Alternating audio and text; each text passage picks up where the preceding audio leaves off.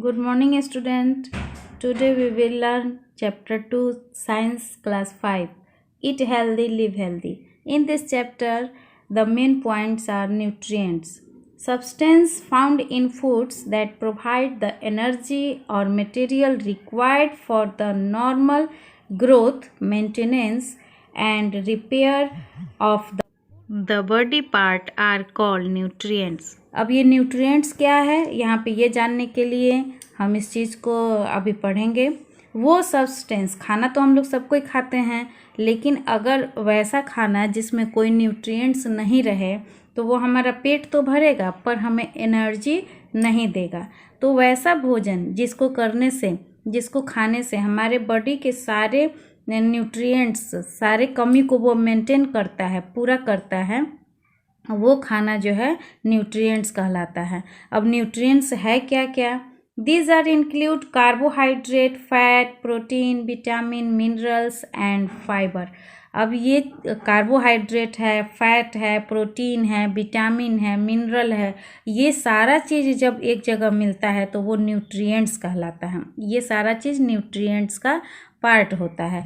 अब ये कार्बोहाइड्रेट किस चीज़ से मिलता है, फैट किस चीज़ से मिलता है, हम कौन सा खाना खाएंगे कि कार्बोहाइड्रेट्स मिलेगा, कौन सा खाना खाएंगे कि फैट्स मिलेगा, और ये सारा चीज़ एक बैलेंस रिक्वायरमेंट होना चाहिए बॉडी के लिए, तब जा कर के हमें प्रॉपर एनर्जी मिलेगा। ठीक है, पहले कार्बोहाइड्रेट्स है। कार्बोहाइड्रेट्स किस चीज़ को खाने से मिलता है? ये है आपको ब्रेड है, सीरियल्स है, राइस है, ये सब चीज़ जो है खाने से हमें एनर्जी मिलता है। इस वजह से कार्बोहाइड्रेट को हम लोग क्या बोलते हैं? एनर्जी की भी न्यूट्रिएंट्स। अब है फैट। फैट किस चीज़ से मिलता है? मीट, मिल्क, चीज़, नट्स etc। ये जब हम मीट खाते हैं, मिल्क पीते हैं, चीज़ है, नट्स है, इन सारे चीज़ों से जो है वो हमें फैट मिलता है, और ये भी एनर्जी गिविंग न्यूट्रिएंट्स कहलाता है, क्योंकि इसको भी खाने से हमें एनर्जी मिलता है। अब है protein. Chicken, fish, beans, eggs, ये सब खाने से हमें क्या होता है? ये बॉडी बिल्डिंग न्यूट्रिएंट्स है। ये सब खाने से जो हमारा बॉडी है वो मजबूत होता है, जो बोन होता है वो मजबूत होता है। तो प्रोटीन भी हमारे बॉडी के लिए बहुत ही ज़रूरी है। अब है विटामिन एंड मिनरल्स।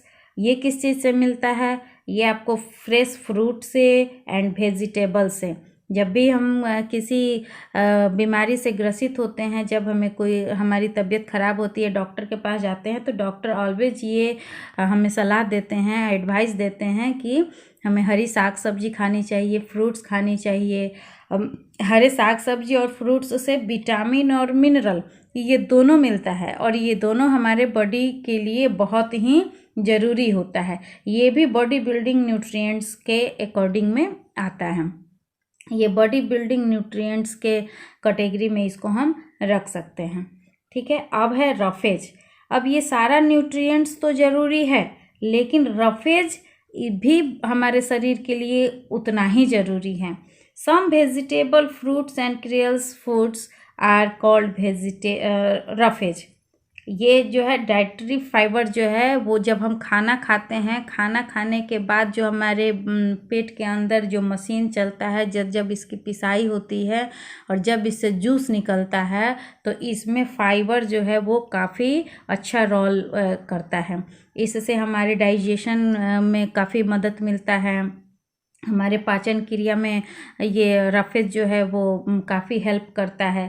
ये जितने भी न्यूट्रिएंट्स है, carbohydrate, fat, protein, vitamin and minerals, ये सभी हमें एनर्जी देते हैं, और इन सारे को एनर्जी देने में रफेज जो है इनकी हेल्प करता है। क्योंकि ये जब तक रफेज हम नहीं लेते हैं तब तक हमारे बॉडी का जो डाइजेस्टिव सिस्टम है वो अच्छे से नहीं चल पाता है। तो इन सब के साथ रफेज भी काफ़ी ज़रूरी होता है। अब इस चैप्टर में हम लोग न्यूट्रिएंट्स पढ़ चुके हैं, कौन कौन सा न्यूट्रिएंट्स होता है ये भी पढ़ चुके हैं।